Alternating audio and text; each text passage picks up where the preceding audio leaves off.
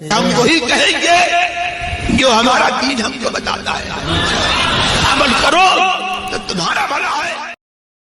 الحمدللہ رب العالمین والصلاة والسلام علی سید الانبیاء والمرسلین، اما بعد فاعوذ باللہ من الشیطان الرجیم، بسم اللہ الرحمن الرحیم۔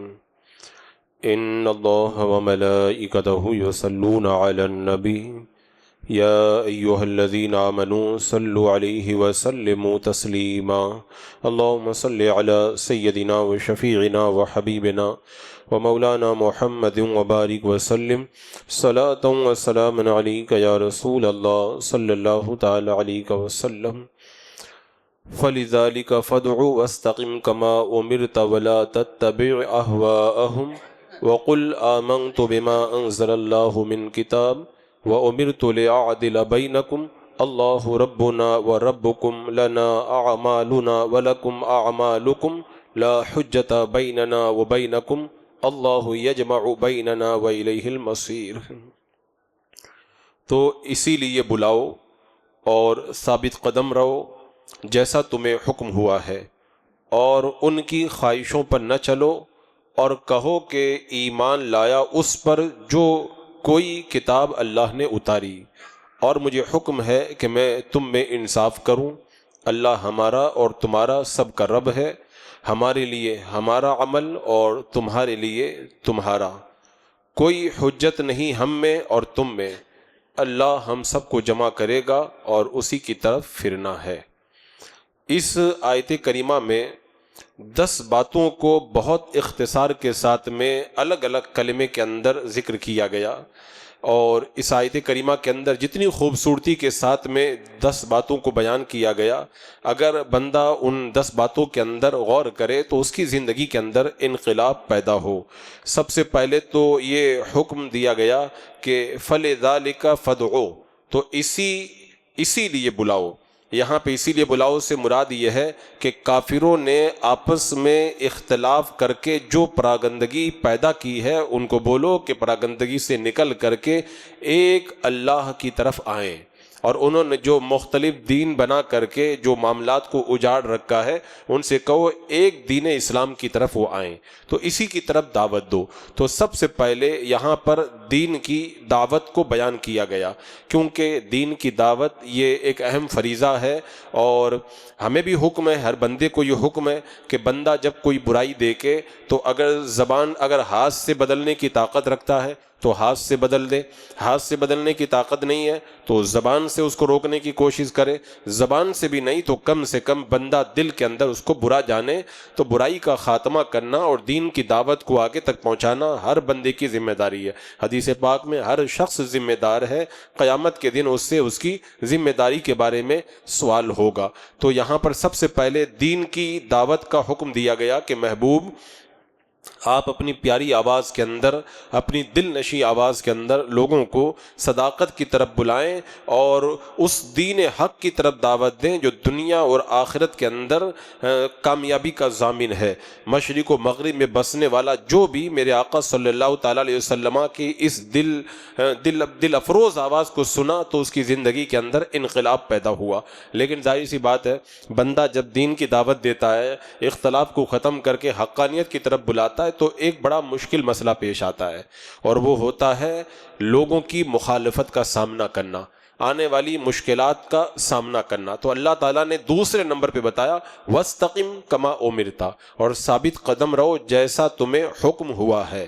اب دین کی راہ کے اندر جو بھی پریشانیاں آئیں ان کا ڈٹ کر کے مقابلہ کیا جائے۔ صرف دین کی دعوت کو قبول کر لینا کافی نہیں ہے، بلکہ اس کو قبول کر کے اس پہ ڈٹ جانا ضروری ہے، اور اس راہ میں آنے والی مشکلات، مصائب و آلام پر ثابت قدم رہنا اور اس معیار پر پورا اترنا، یہ انسان بندہ مومن کا شیوا ہے۔ تو اللہ تعالیٰ نے اس استقامت کا حکم اپنے محبوب کو دیا، اور حضور کے طفیل سے ساری امت بلکہ سارے انسانوں کو اس کا حکم دیا جا رہا ہے۔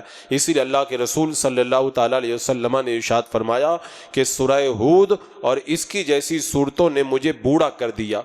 اللہ کے رسول علیہ السلام سے پوچھا گیا یا رسول اللہ یہ کیسے ہو گیا؟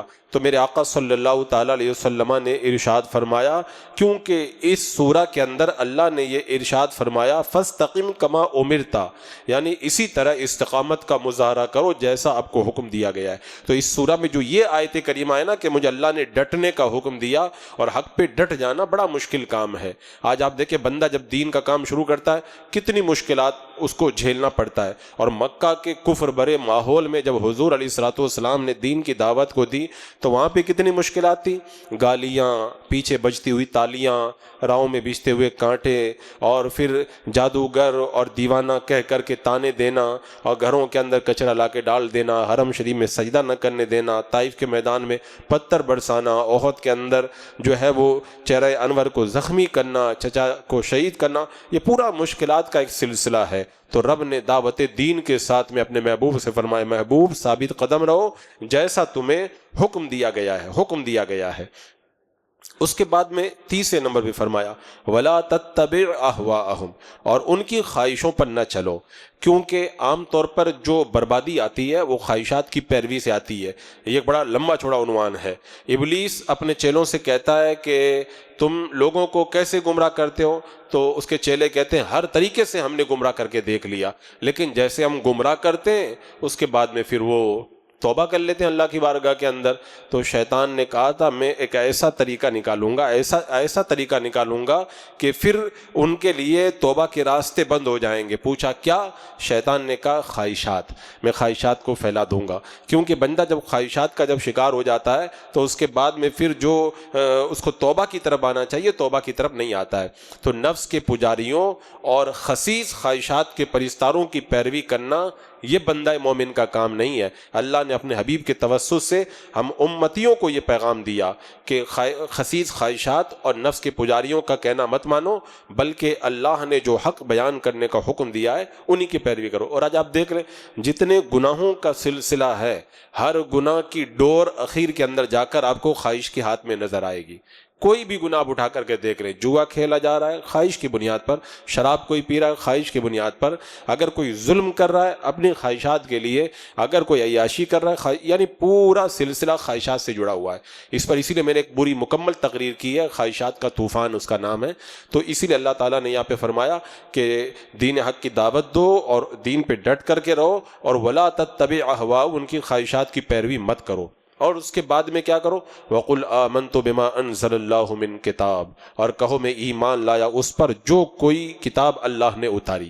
یہ بھی ایک بڑا مشکل مسئلہ ہے، اس لیے کہ بکھری ہوئی انسانیت کی شیرازہ بندی میرے آقا صلی اللہ تعالیٰ علیہ وسلم فرما رہے تھے۔ اور یہ کام کب ہوگا؟ یہ کام اسی وقت ہوگا جب آدمی تھوڑا تھوڑا نہیں بلکہ مکمل طور پر حق کے اوپر ڈٹ جائے۔ تو کلی طور پر حق پر ڈٹنا ان کا طریقہ کیا تھا؟ کوئی کہتا تھا اس آیت کو مانتے اس آیت کو نہیں مانتے، کوئی کہتا تھا اس حکم کو مانتے اس حکم کو نہیں مانتے۔ تو اللہ تبارک و تعالیٰ نے فرما دیا محبوب آپ اعلان کر دیں میں صرف اس کتاب پر ایمان نہیں بلکہ مجھ سے پہلے اللہ نے جتنی کتابیں نازل فرمائی ان ساری کتابوں کو برحق مانتا ہوں میں، نہ تو یہودیوں کی طرح اور نہ عیسائیوں کی طرح بعض کو مانوں اور بعض کو چھوڑ دوں۔ اس کو کہتے ہیں مکمل ایمان۔ آدھا ادھورا ایمان اللہ کو قبول ہی نہیں ہے، مکمل ایمان کی دعوت دی گئی۔ اچھا مکمل ایمان کی دعوت کے بعد میں رب نے فرمایا وَأُمِرْتُ لِأَعْدِلَ بَيْنَكُمْ، اور مجھے حکم ہے کہ میں تم میں انصاف کروں۔ یہ بھی اس کے بعد میں بڑا مشکل مسئلہ، انصاف کا دامن نہ چھوڑنا، یعنی مجھے یہ حکم دیا گیا ہے ہر قسم کے ظلم و ستم کا خاتمہ کر دوں، تمام باطل امتیازات کو جڑ سے اکھاڑ کر کے پھینک دوں، اور زندگی کے تمام شعبوں میں عدل و انصاف کا راج قائم کروں۔ اور تبلیغ اسلام میں بھی اور احکام کی تبلیغ میں بھی اس کا خیال رکھنا بڑا مشکل ہے۔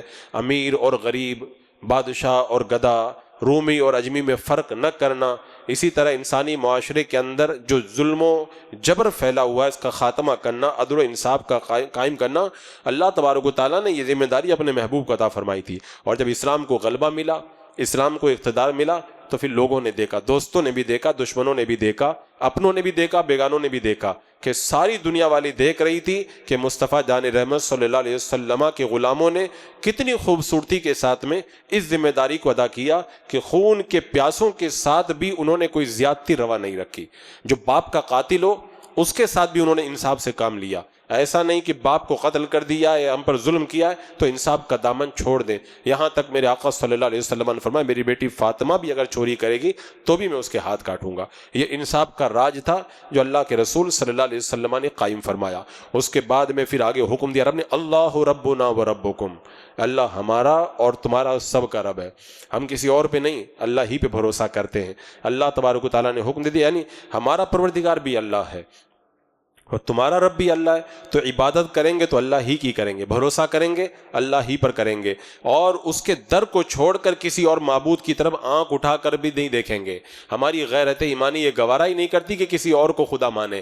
ہم نے اللہ کو رب مان لیا ہے تو اب اسی کے در کے ہو کر کے اللہ نے فرمایا نا وَعَلَى اللَّهِ فَتَوَكَّلُوا، اللہ ہی پر بھروسہ کرو. یہ بندہ مومن کی شان ہوا کرتی ہے، جب اس زبان سے کہہ دیتا اللہ ہمارا رب ہے تو پھر اللہ کے رب ہونے کا جو تقاضا اس کو پورا کرتا ہے اور اللہ پر بھروسہ کرتا ہے. اور آگے کیا فرمایا لنا اعمالنا ولکم اعمالکم، ہمارے لیے ہمارا عمل اور تمہارے لیے تمہارا عمل، یعنی ہمارے نیک کام کا ثواب ہم کو ملے گا، برے اعمال کی سزا ہم کو ملے گی، اور تمہارے برے کام اور اچھے کاموں کی سزا اور سزا تم کو ملے گی. ایسا نہیں کہ نیکی تم کرو ثواب ہم کو مل جائے، اور ایسا بھی نہیں ہے کہ برائی ہم کریں اور پکڑ تم لیے جاؤ، ایسا نہیں ہوتا ہے. اس لیے کہ جب تمہارے اچھے اعمال کا اجر ملنا ہے تو تم ہی کو ملے گا، تو تم نیکی کرنے میں سستی کیوں کرتے ہو؟ جب سزا بھی اپنے کرتوتوں کی ملنی ہے تو اتنی بے پرواہی کے ساتھ میں گناہوں کا ارتکاب کیوں کیا جاتا ہے؟ تو یہ لنا اعمالنا ولکم اعمالکم کے اندر یہ حکم دے دیا گیا کہ اعمال کی جزا اور سزا ملنی ہے. اسی لیے اللہ تبارک و تعالیٰ نے اگلے پچھلوں کو سب کو یہی تاکید فرمائی. وَوَصَّيْنَا، کیا تاکید فرمائی؟ ان اتقوا اللہ، اللہ سے ڈرو، نیک کام کرو، برے کاموں سے بچو. اور وہ جو کہا تھا نا کہ ہمارے اعمال ہمارے لیے تمہارے اعمال ہیں، یعنی کیسا بھی تم عمل کر لو تم اللہ سے عمل کو چھپا نہیں سکتے. اگر تم نے 7 کمروں میں بند ہو کر کے گناہ کیا ہے نا تو وہ گناہ بھی نکل کے ایک دن باہر آئے گا. اور اگر تم نے غاروں میں چھپ کر کے عبادت کی ہے نا تمہاری وہ نیکی لوگوں کے سامنے ظاہر ہو کر کے رہے گی. نہ گناہ چھپتا ہے نہ نیکی چھپتی ہے، دونوں کو ظاہر ہونا ہے. لنا اعمالنا ولکم اعمالکم. پھر فرمائے لا حجت بیننا وبینکم، کوئی حجت نہیں ہم میں اور تم میں، یعنی بتا دیا کہ حق واضح ہو گیا اور روشن دلائل سے شک کے پردے تار تار ہو گئے، پھر بھی تم باطل سے چمٹے ہوئے ہو، حق کو قبول نہیں کرتے، تو یہ تمہاری قسمت ہے. اب مزید ہم تم سے بحث نہیں کریں گے اور نہ ہمیں تم سے بحث کرنے کی ضرورت ہے، کیونکہ ہم کب تک تمہارے پیچھے اپنے وقت کو ضائع کرتے رہیں گے. حجت قائم ہو چکی ہے. جب سورج نکل جاتا ہے نا تو دلیل نہیں دی جاتی کہ دیکھو دیکھو سورج نکل گیا، اجالا خود ہی بتاتا ہے کہ سورج نکل گیا. تو اسلام کا اجالا پھیل گیا، دلائل واضح ہو گئے اور گھر گھر میں اسلام کا اجالا پہنچ گیا. اب بھی اگر کوئی نہیں مانتا ہے تو اس سے حجت کون کرے گا؟ ہاں اچھے انداز کے اندر ان کو دعوت دی جائے گی، مانے تو ٹھیک ہے، نہیں مانے تو پھر آخرت کے اندر اس کا وبال خود انہی کو چکنا ہے. اور فرمایا اللہ یجمع بیننا، 9ویں چیز بتائی، اور ہم سب کو اللہ کیا کرے گا؟ جمع کرے گا. ہم سب کو اللہ تبارک و تعالیٰ جمع کرے گا. یعنی آج اگر تم نے نہیں مانا تو اخیر میں ایک دن آنے والا ہے جب اللہ سب کو جمع کرے گا، سب سے بات پرس ہوگی، اس دن معلوم ہو جائے گا کون حق پر ہے اور کون باطل پر ہے. رب نے فرمایا نا افحسبتم انما خلقناکم عبثا، کیا تم یہ سمجھتے ہو ہم نے تم کو بیکار پیدا کیا ہے؟ ایحسب الانسان ان یترک سدی، کیا انسان یہ سمجھتا ہے اس کو بیکار چھوڑ دیا جائے گا؟ الم یعلم بان اللہ یری، کیا انسان کو یہ پتہ نہیں ہے کہ اللہ اس کو دیکھ رہا ہے؟ فرمایا کہ حساب کا دن آنے والا ہے. وہی حضرت عمر رضی اللہ تعالیٰ عنہ نے وہ چرواہا سے کہا تھا نا کہ بکری مجھ کو بیچ دے، تو کہنے لگا بکری میری نہیں ہے تو مالک کی ہے. تو حضرت عمر نے اس کا امتحان لینے کے لیے کہا تھا مالک کو کہہ دینا کہ بھیڑیا اٹھا کر کے لے گیا. تو چرواہا نے آسمان کی طرف دیکھ کر کے کہا تھا میں مالک کو تو جھوٹ بول دوں گا، فائن اللہ، اللہ کہاں ہے، یعنی اللہ کو میں کیا جواب دوں گا. تو یہ یوم حساب، عقیدہ آخرت، ہمارے ایمان اور عقیدے کا ایک بڑا اہم حصہ اللہ یجمع بیننا. یہ جو اللہ یجمع بیننا ہے نا، اخیر میں اس کو بیان فرمایا نا کہ اللہ ہم سب کو جمع کرے گا. اگر بندہ اتنا ہی اگر مان جائے اور اتنا ہی سمجھ جائے نا تو گناہ کر ہی نہیں سکتا ہے. اللہ یجمع بیننا، ایک بندہ کورٹ کے اندر اگر جمع ہو جائے تو کانپتا ہے، تو اللہ جس کو جمع کرے گا تو پھر اس کا کیا حال ہوگا. اور پھر اخیر میں بتا ہوا الیہ المصیر، اور اسی کی طرف پھرنا ہے، اسی کی بارگاہ میں جانا ہے، سب کو اسی کی طرف لوٹ کر کے جانا ہے، خوشی سے جانے والوں کو بھی جانا ہے اور دھکے دے کر کے ڈھکیل کر بھی لے کے جایا جائے گا، جانا سب کو اللہ ہی کی بارگاہ میں ہے۔ وہ ایک ہندو شاعر تھا نا کالی داس گپتا، اس نے کہا تھا پہنچو گے اسی منزل ہستی پہ رضا، سیدھے چلو الٹے چلو بل کھا کے چلو۔ پہنچنا تو آخر میں اللہ ہی کی بارگاہ میں ہے، اور اللہ کی بارگاہ کی حاضری کا جو معاملہ ہے وہ الیہ المصیر، سب کو اسی کی طرف پھرنا ہے۔ یہ بھی ایک چھوٹا سا جملہ ہے، الیہ المصیر، اللہ ہی کی طرف پھرنا ہے، لیکن بندہ اس چھوٹے سے جملے میں اگر غور کرے نا تو نیکی کیا نہیں کرے گا، ہر نیکی میں آگے آئے گا، اور گناہ کیسے وہ کر لے گا، کیونکہ جب اس کو پتا ہے کہ اللہ ہی کی طرف جانا ہے۔ پہ ہم کو کوئی مصیبت آتی ہے تو ہم کو کیا پڑھنے کا حکم دیا گیا؟ انا للہ و انا الیہ راجعون، ہم اللہ ہی کے لیے اور اللہ ہی کی طرف لوٹ کر کے جانا۔ یہ دعوت ہمیں کیوں دی گئی؟ کیونکہ جب یہ عقیدہ بندے کے ذہن و فکر کے اندر پختہ ہو جائے کہ ایک نہ ایک دن اللہ کی بارگاہ میں جانا ہے، حاضر ہونا ہے، تو کوئی مجرم بن کے حاضر ہوگا اور کوئی اللہ کی بارگاہ کا مقرب بن کے حاضر ہوگا۔ تو کون نہیں چاہے گا کہ میں مقرب بن کے حاضر ہوں؟ تو ویل المصیر کے اندر یہ دعوت دے دی گئی کہ تمہیں اگر اللہ کی بارگاہ کی حاضری کا اگر یقین ہے تو حاضری ایسی دو نا کہ اللہ کی بارگاہ میں تمہارا چہرہ سرخرو ہو جائے اور ہر طرح کی جو ہے برائی سے تمہارا جو ہے وہ دامن بچ جائے۔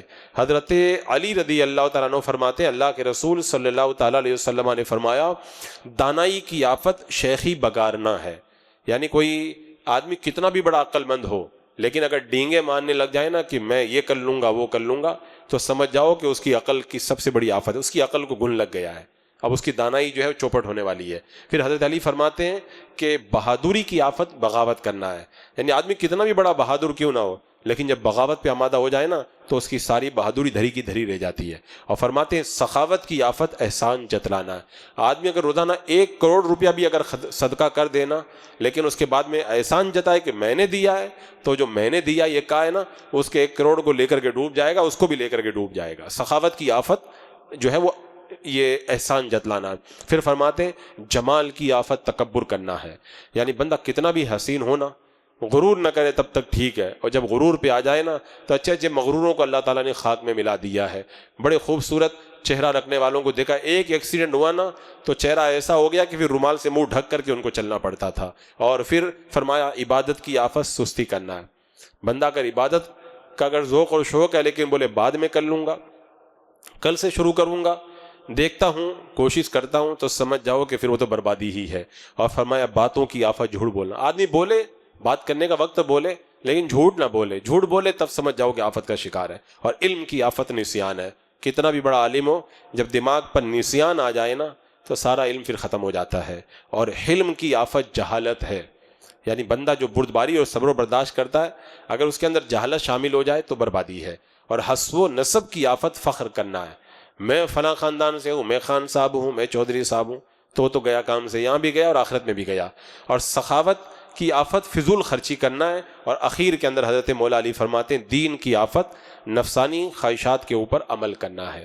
بندہ اگر دیندار ہے لیکن اس کی دینداری میں جب خواہشات کا طوفان آ گیا تو اس کی پوری دینداری چوپٹ ہو کر گرے جاتی ہے۔ اچھے اچھے دیندار صوفیوں کو اور صوفی کہلانے والوں کو، نیک پرہیزگار کہلانے والوں کو ان کی خواہشات نے ان کا بیڑا غرق کر دیا ہے۔ تو یہاں پہ اس آیت کریمہ میں اللہ تبارک و تعالیٰ نے خاص طور سے خواہشات کی پیروی سے منع فرمایا اور بتا دیا کہ اگر حق کی پیروی کرو گے، خواہشات کو چھوڑ دو گے تو تمہارے لیے پھر کامیابی ہی کامیابی ہے۔ تو یہ آیت کریمہ ہے مختصر چند سطر میں، لیکن اس آیت کریمہ میں جو 10 باتیں بیان کی گئی ہیں اور جتنی خوبصورتی سے بیان کی گئی ہیں وہ تو میں نے 2 جملے سب پر بولے۔ اگر اس آیت کریمہ کی 10 باتوں پر اگر تفصیل سے گفتگو کی جائے نا تو اس آیت کریمہ کا حسن اور بھی زیادہ اجاگر ہوگا۔ تو اس آیت کریمہ کو ہمیں پڑھنا، اس کو سمجھنا اور اس پر عمل کرنے کی کوشش کرنا چاہیے۔ بسم اللہ الرحمن الرحیم، اللہم صلی علی سیدنا مولانا محمد وبارک وسلم، صلاۃ و سلام علیک یا رسول اللہ۔ یا اللہ یا رحمان یا رحیم، اپنے محبوب کریم صلی اللہ علیہ وسلم کے صدقے میں قرآن کا نور ہمارے سینوں میں داخل فرما دے، اعمال صالحہ کی توفیق عطا فرما، برے اعمال سے ہماری حفاظت فرما، ایمان پہ زندگی، ایمانی پر خاتمہ نصیب فرما، اس مقدس عشرہ ذی الحجہ کی برکتوں سے ہمیں مالا مال فرما دے۔